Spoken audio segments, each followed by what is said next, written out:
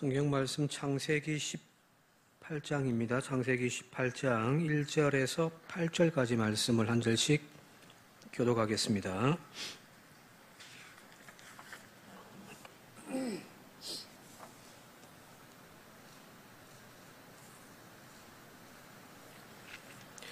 창세기 18장 1절에서 8절까지 한 절씩 교독합니다. 여호와께서 만물에 상수리 나무들이 있는 곳에서 아브라함에게 나타나시니라. 날이 뜨거울 때에 그가 장막문에 앉아 있다가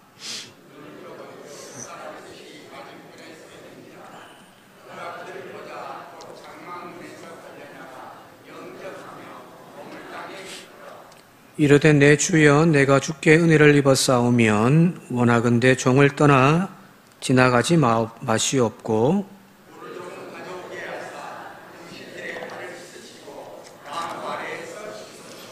내가 떡을 조금 가져오리니 당신들의 마음을 상쾌하게 하신 후에 지나가소서. 당신들이 종에게 오셨음이니이다. 그들이 이르되 내 말대로 그리하라.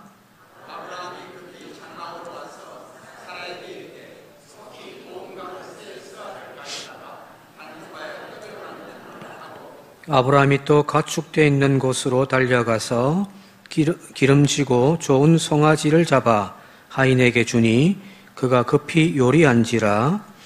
아브라함이 엉긴 젖과 우유와 하인이 요리한 송아지를 가져다가 그들 앞에 차려놓고 나무 아래에 모셨음에 그들이 먹으니라.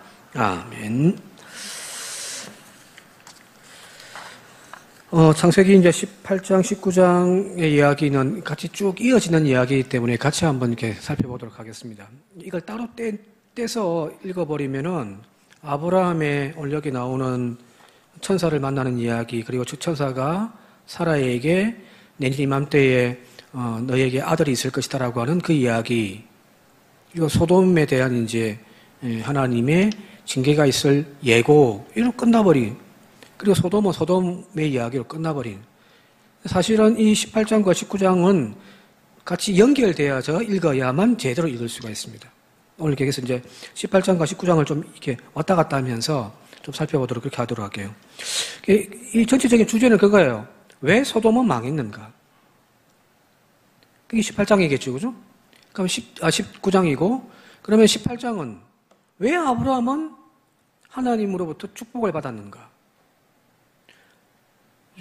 비교가 되잖아요. 그죠? 이 이야기를 좀 풀어나가려고 합니다. 그래서 먼저 우리 살펴보려고 하는 것은 바로 소돔에 대한 이야기입니다. 여러분들, 소돔과 고모라가 왜 망했습니까? 소돔과 고모라가 왜 망했어요? 잘 아시는 거예요.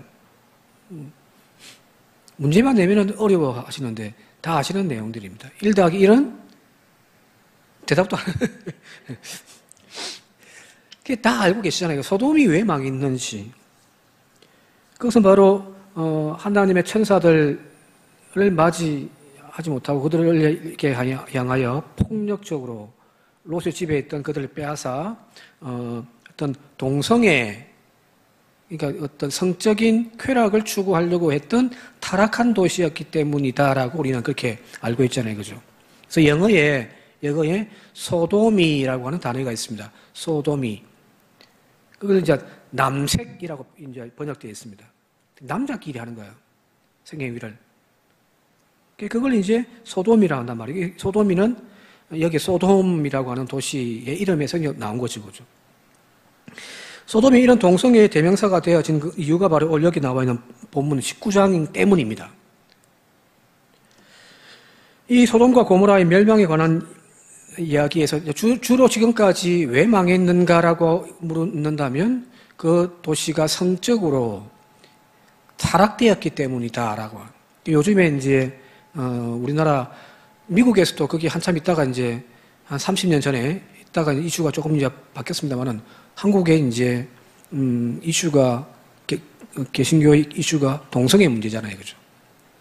동성애에 대한 반대 이야기를 할 때 이 본문을 적극적으로 이제 이야기한단 말이에요. 그게 맞아요. 동성애에 관한 문제 때문에 성적으로 엄청나게 타락했기 때문에 하나님은 그걸 심판하신 거예요. 그런데 요 근래 새로운 해석들이 조금 등장한 거예요. 그게 뭐냐면은 그 주제가 그냥 결론부터 말씀드리면은 낙원에 대한 영접, 환대에 대한 주제라는 겁니다. 자, 소돔과 고모라라고 하는 것은 도성이죠. 성벽을 삐둘러 쌓고서 거기 안에서 사는 사람들의 이야기입니다. 근데 그 사람들은 철저하게 이 성벽을 쌓고서 자신들끼리 유대감을 누리는 거죠. 우리가 남이가 우리끼리라는 겁니다. 그런데 반면에 그 외부의 사람들에 대해서는 철저하게 경계하고 철저하게 차별하더라는 겁니다. 소돔의 백성들은 노소를 막론하고 그들을 환대하기보다는 오히려 그들을 잡아 해하려고 했단 말이에요. 그죠? 이 소돔이라고 하는 도성은 말 그대로 성격이 공격적입니다. 폭력적이에요. 나그네를 따뜻하게 품어주고 환대해주는 그런 문화가 아니라 철저하게 나그네를 배척하고 밀어내고 그들에게 폭력을 행하는 그런 도성이 바로 소돔이더라는 겁니다. 자, 롯의 집에 이제 쳐들어왔던 무리를 지어가지고 노소가 노인이든 젊은이든 다 무리를 지어가지고 지금 롯의 집에 와가지고 문을 꽉 두들기면서 이야기를 하죠. 그 19장 4절 5절 같이 한번 읽어볼게요. 19장 4절 5절 읽겠습니다. 시작. 그들이 눕기 전에 그 성 사람 곧 소돔 백성들이 노소를 막론하고 원근에서 다 모여 그 집을 에워싸고 롯을 부르고 그에게 이르되 오늘 밤에 네게 온 사람이 어디 있느냐 이끌어내라 우리가 그들을 상관하리라 하는 겁니다. 그러면서 이제 막 그들 빨리 내놔라는 거예요. 근데 여기에서 이제 문제가 되는 단어가 이제 상관하리라, 우리말로 이제 상관하리라고 되어 있는데, 이 이제 히브리 그 단어가 뭐냐면은 야다입니다. 야다라고 되어 있단 말이에요. 그들을 이끌어내라, 우리가 그들을 야다하리라고 되어 있단 말이에요. 근데 이 야다라고 한 말이, 일반적인 의미로서는 알다 그런 뜻이거든요. 알다란 뜻이에요. 근데 아는데, 어느 정도로 깊이로 아느냐, 그게 중요하겠죠, 그죠? 저는, 톰 크루즈를 압니다. 왜, 그 영화 배우고, 나이가 몇 살이고, 미국 사람이고, 잘 알죠, 그죠? 근데 그 깊이라는 것은 그냥 매체에 나와 있는 객관적인 사실 정도만 아는 거죠, 그죠? 그죠? 근데 저희 집사람을 누구보다도 더 잘 압니다. 한 번씩 사모는 모른다, 몰라. 진짜 모른다. 그렇게 이야기하는데. 그래도 다른 사람들보다는 제가 더 많이 알 거 아니에요. 그죠? 그죠? 야다란 단어가 아는데 어떻게 아느냐면 이게 동침하는 관계를 이야기하는 겁니다. 그냥 옆집에 김 씨의 아줌마를 제가 아는 그런 알미 아니라 부부 관계에서, 남녀 관계에서 동침을 하는 관계 속에서 서로 알아가는 것.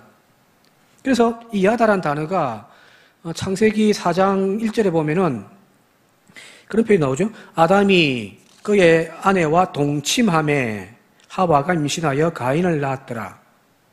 그죠? 그 이제 부부 관계에서 동침을 했다라고 하는 이 단어가 뭐냐면은 야다로 적혀 있거든요.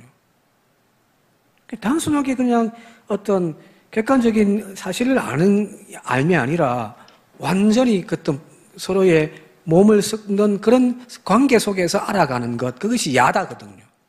그래서 이 야다라는 단어, 아까 창세기 4장 1절에 나와 있듯이 동침하다, 성적인 행위를 하다라고 하는 그런 의미도 포함되어 있단 말이에요.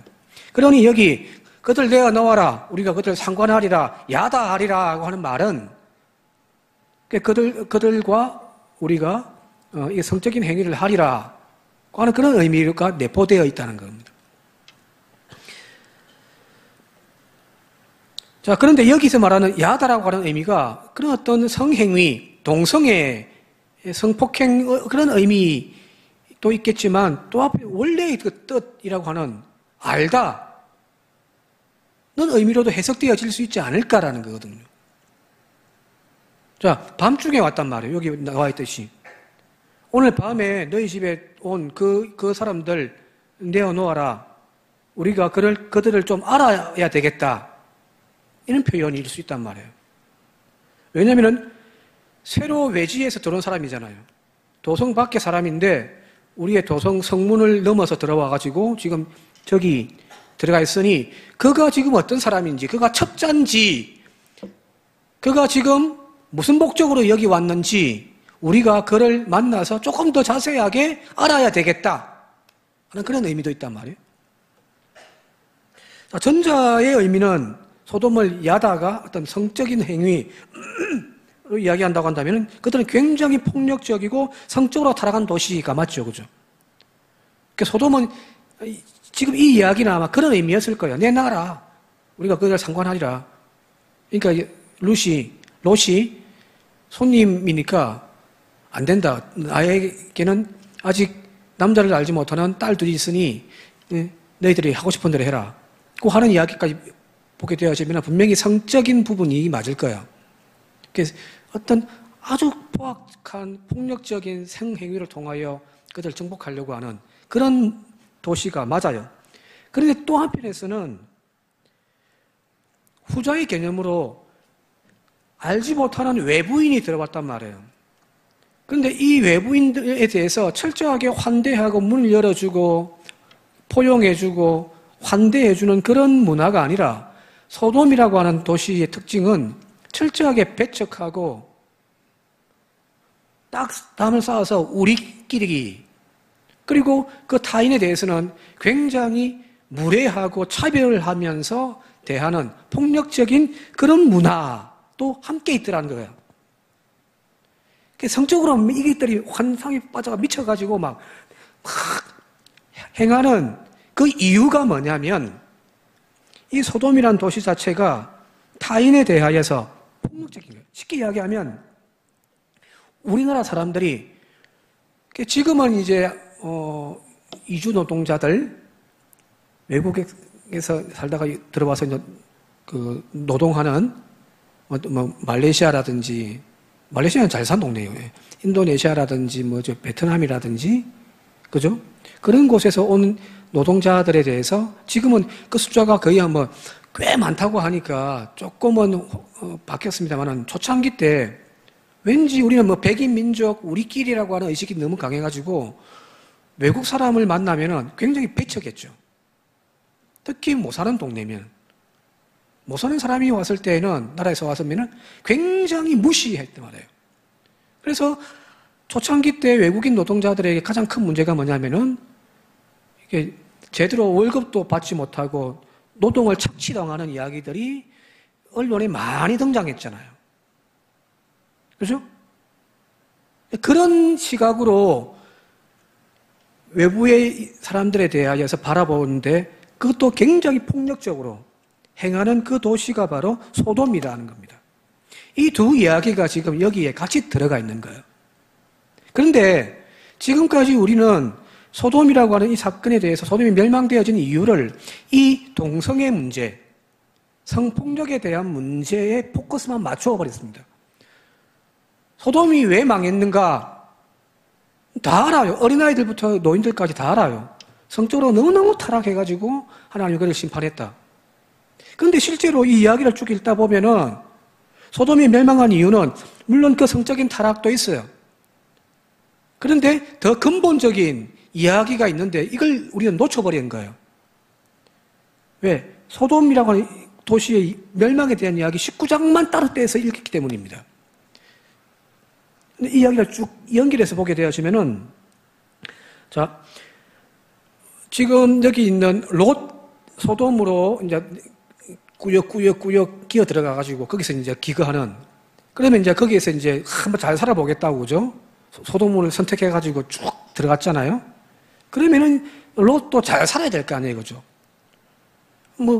재산이 없는 것도 아니고, 풍성한 가운데서 서로 이제 분가하여 롯은 소돔을 선택하여 갔는데, 그러면 그 도시에서 이제 잘 정착하여 뿌리를 내려야 되는데, 창세기 19장 9절 보게 되어지면은, 소돔 사람들이 이 롯에 대해서 어떻게 생각하는지가 명확하게 나옵니다. 조금 세번역으로 같이 한번 읽어보도록 할게요. 세번역으로 19장 9절요. 함께 읽겠습니다. 시작.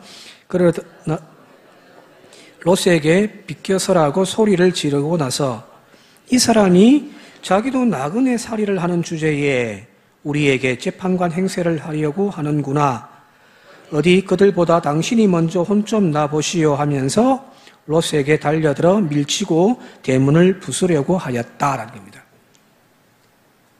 롯이 지금 소돔을 사모하여서 이제 소돔으로 내려가서 거기서 정착 생활을 하는데 문제는 롯도 지금 거기서 정착을 못하는 거예요. 시골에 가 살다 보니까 한 9년 살아봤잖아요. 굉장히 폐쇄적이더라고요. 시골 분들이. 오랫동안 그 지역에서 이제 정착하며 사는 그 분들의 특징이 자기들끼리예요. 외부인들이 오면요. 거기에 함께 들어가가지고 그 공동체, 마을 공동체 안에 휩쓸려서 함께 살기가 참 쉽지 않습니다. 이상한 눈으로 쳐다봐요. 안아주는 것 같은데, 근데 딱 안아주는 게 아니고 그냥 이렇게 안아줍니다. 자, 소돔이라고 하는 도시의 특징이 롯이 지금 떠돌이 쭉 해가지고 소돔에 정착해 살고 있잖아요. 그죠? 그랬더니 그들의 시선이 뭐냐면은 이 사람이 지도 나그네 살이 하는 주제에 우리의 재판관 행사를 하려고 하네? 이놈 봐라. 오늘 당신부터 한번 조지겠다 하면서 와 밀고 들어오는 거라. 소돔이 그런 도시란 말이에요. 하나님은 지금 성적으로 타락했기 때문에 그 도시를 심판하려고. 그러면 이미 저희 모교회가 있던 동네가 바로 옆에가 한국의 유명한 사창가거든요. 그러면 거기 이미 심판의 불이 내려서 왔어야 되죠. 성적인 타락의 문제도 분명히 있습니다. 맞아요. 그런데 이 하나님이 소돔이라고 하는 그 악명이 높은, 그래서 부르짖는 소리를 내가 듣고 거기가 지금 어떤지 한번 내 보러 내려간다 하시거든요. 그때 부르짖는다 소리가 어떤 의미냐면 도와달라는 부르짖음입니다. 도와달라. 쉽게 이야기하면 밖에서 지금 살려주세요 외치면 어떻게 됩니까? 예배 중간에 나가봐야죠. 그죠? 그 부르짖음이에요. 성적으로 타락한 그 도시에서의 부르짖음이라는 보기보다는 이 도시가 말 그대로 폭력적이고 이방인들에 대하여서 철저하게 배격하는 그 특징을 가지고 있는 도시가 소돔이라는 겁니다. 그걸 더 잘 알 수 있는 게 뭐냐면은 그래서 18장과 19장을 이어서 읽어야 된다고 하는 이유가 그거예요. 18장에는 누구 이야기 나오죠? 아까 우리가 누구 이야기를 읽었죠? 앞부분에? 아브라함의 이야기예요. 근데 아브라함의 이야기에서 우리가 앞에 부분은 그냥 쑥 넘어가 버리고 뒤에 사라에게 내년 이맘때에 아들이 낳을 것이다. 사라가 웃었더라. 너 왜 웃었냐? 비웃냐? 아이고 뭐 아닙니다. 우리 이야기만 포커스를 보는데 사실은 그 앞부분의 이야기란 말이에요. 자, 18장 오늘 읽었던 이 서두에 아브라함이 천사 3명이 오는데 나중에 19장에 가게 되어지면은 하나님의 천사라고 이렇게 천사라고 단어가 나오는데 18장에는 새 사람으로 나와요. 그가 천사인지 아닌지를 몰라요. 막 천사처럼 해가지고 막 오는 게 아니란 말이에요. 사람의 행색으로 오는 거예요. 근데 아브라함은 그 광경을 보고서 그 더운 여름에 다가 사람들이 대낮 뜨거운 날에 이제 탁 걸어오고 있으니 아브라함이 한 것이 뭐냐면 2절, 3절, 4절, 5절 보시면 조금 요약해서 띄워주시겠어요? 자, 저기 사람들이 멀리서 오고 있으니까 그늘에서 쉬고 있던 아브라함이 노인, 나이가 몇 살입니까? 나이가 몇 살일까요? 내년 이맘때에 아이를 낳을 것이라고 했으니까 99세 빼기 1년 98세입니다. 늙은 노인이 뜨거운 이 땡볕에 지금 아마 비슷할 거예요. 그 땅에 지금 그 상황이. 그늘에 앉아가지고 쉬고 있어요. 아이고, 부채질하면서. 근데 저기서 3명의 남자가 탁 걸어오고 있는데, 저 같으면은, 아이고, 저 뭐 개고생하고 있지. 하면서 그렇게 할 건데, 이 노인이 갑자기 일어나서, 그가 그들을 보자, 곧 장막문에서 달려나갑니다. 그리고 영접하며 땅에 꿇어 엎드려서, 근데 뭐라고 이야기하냐면, 원하건대 종을 그냥 떠나 지나가지 마십시오. 물을 조금 가지고 오게 하사 당신들의 발을 씻기고 나무 아래서 좀 쉬게 하십시오. 내가 떡을 조금 가져오리니 당신들의 마음을 상쾌하게 하신 후에 지나가시면 좋겠습니다. 뭐냐면은 아브라함의 지금 이 이야기가 막 엎드리고 하는 거 보니까 막 하나님의 천사인 줄 알고 간 것처럼 보여집니다만은 앞서 이야기잖아요. 19장에는 천사라고 나오는데 여기 18장에는 사람으로 나온단 말이에요. 히브리 말로. 아브라함도 정확하게는 몰라요. 이게 하나님의 천사인지 아닌지.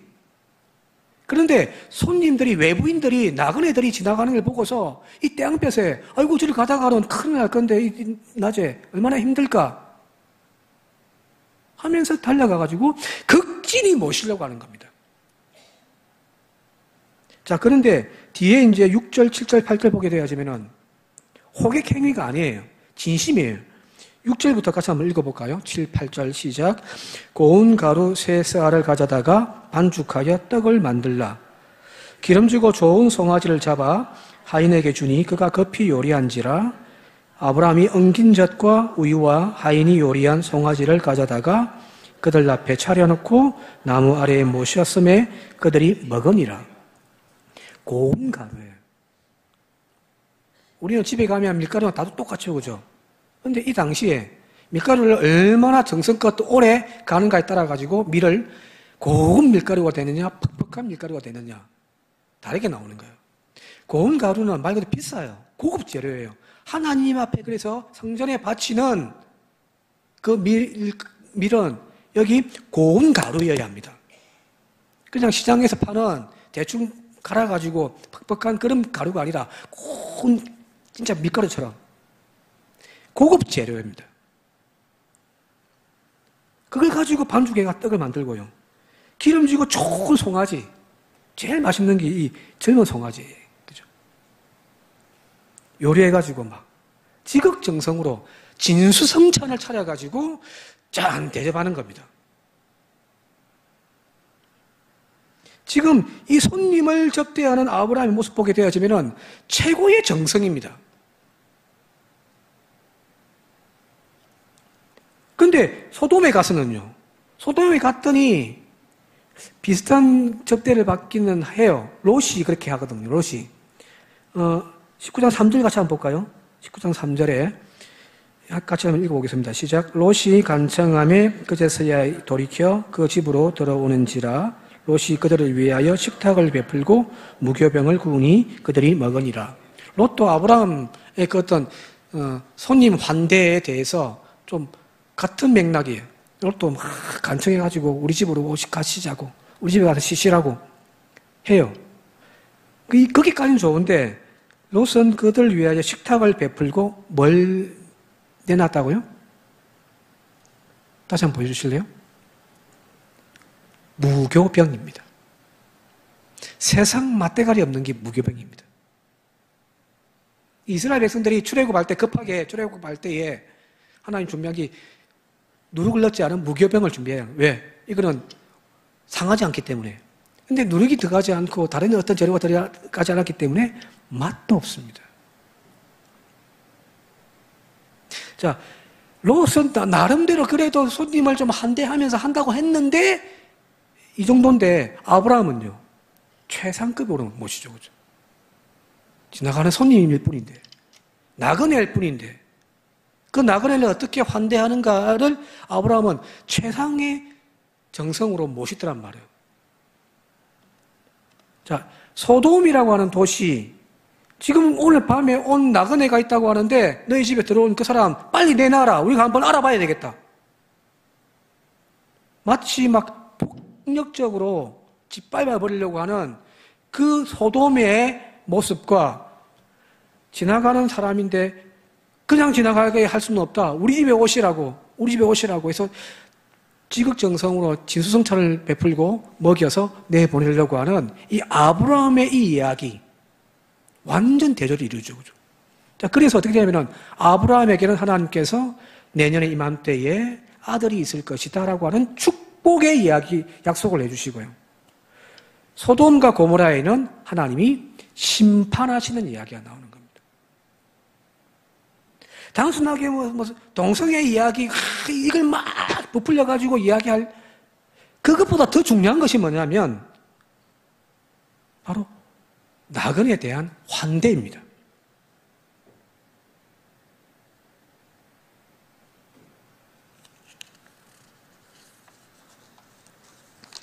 이런 문화가 바로 고대 근동지방에서 나그네를 어떻게 환대해야 되는가에 대한 그 가르침이 지금도 있거든요. 베두인들에게. 자기 집에 찾아온 손님은 목숨 걸고 손님을 맞이합니다. 왜?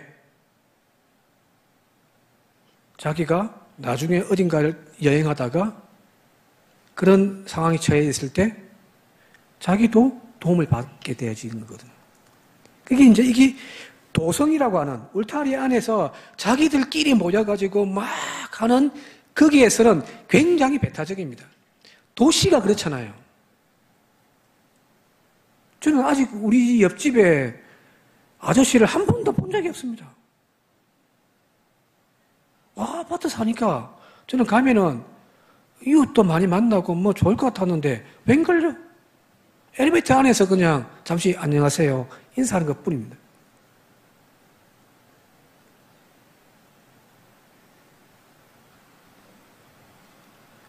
성경의 이 가르침이 굉장히 중요하게 흘러갑니다. 고대 근동사회의 그 어떤 자연스러운 손님을 그 나그네를 환대해 주어야 한다라고 하는, 자기의 목숨을 걸고 환대해 주어야 한다라고 하는 이 가르침을 성경에서는 그대로 넣어놓은 거예요. 그것이 이제 성경의 맥락에 쭉 흘러가고 있는 겁니다. 여러분 잘 아시는 마태복음 예수님의 가르침 두 가지만 오늘 좀 하고 마치도록 할게요.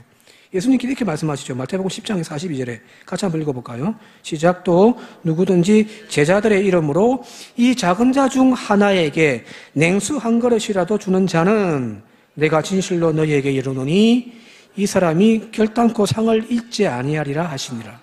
냉수 한 그릇 줬다고, 우와, 하나님 인정해 주겠다, 축복해 주겠다. 왜? 어떤 이에게는 그 냉수 한 잔이 생명이기 때문입니다. 또 계속해서 마태복음 25장 40절요. 같이 계속 읽을게요. 시작. 임금이 대답하여 이르시되 내가 진실로 너희에게 이르노니 너희가 여기 내 형제 중에 지극히 작은 자 중 하나에게 한 것이 곧 내게 한 것이다 하는 겁니다. 이게 바로 나그네 환대에 대한 문화예요. 근데 소돔은요, 그런 문화가 전혀 없죠. 외부에서 왔어요. 이렇게 보고 있는. 롯이 왔는데 같이 어울리기보다는 밖에서 온 놈. 심지어 이제 밤에 하나님의 천사들이 이제 찾아왔는데도 그걸 보지 못한 채 폭력적으로 그놈 내놔라 해버리는 문화. 그런 문화는 망한단 말이야. 망해. 오늘 저와 여러분들이 하나님의 축복받는 아브라함의 가문이 되시길 바랍니다. 내 거, 우리 거, 울타리, 이것만 챙기고 옆에서 무슨 일이 일어나는지 관심도 없는, 가정뿐만 아니라 교회도 우리 교회 하는데 옆에서 어떤 일들이 일어나는지 관심도 없는, 우리끼리 담을 쌓아놓고서 외부인이 오면은 저기 누군가 쳐다만 보는 그런 교회는요, 망합니다. 우리끼리 살아있을 때는 괜찮아요. 천년 만년 살아있을 겁니까?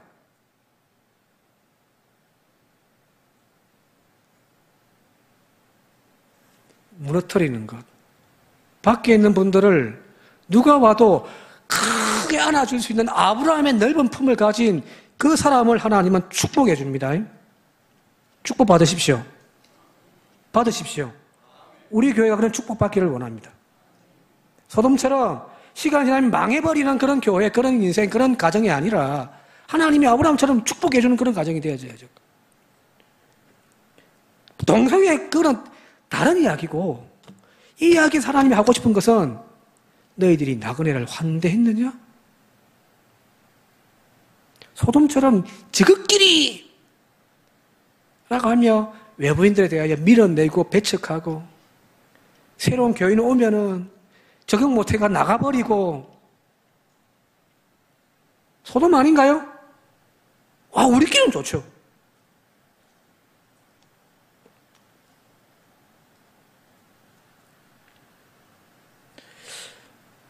건강한 성도, 건강한 교회가 되어 주시기 바랍니다. 그러려면 다 내려놓아야 됩니다. 아브라함처럼 나이 98세 돼가지고도 달려가서 막 지극정성으로 막 모시는 그 소자 하나를 하나님처럼 볼 수 있는 눈. 그 눈이 오늘 우리들 가운데 있다고 한다면은 주님이 이곳에 그냥 왔다가 지나가지는 않을 거라 믿습니다. 이곳 너무너무 좋네. 이곳에 축복이 있기를 원한다. 주님이 축복해주고 가지 않겠습니까? 축복받는 비결을 오늘 배웠으니까 한 주간 축복의 인생을 살아가는 씨앗을 뿌리는 저와 여러분들 되시기를 주님의 이름으로 축원드립니다.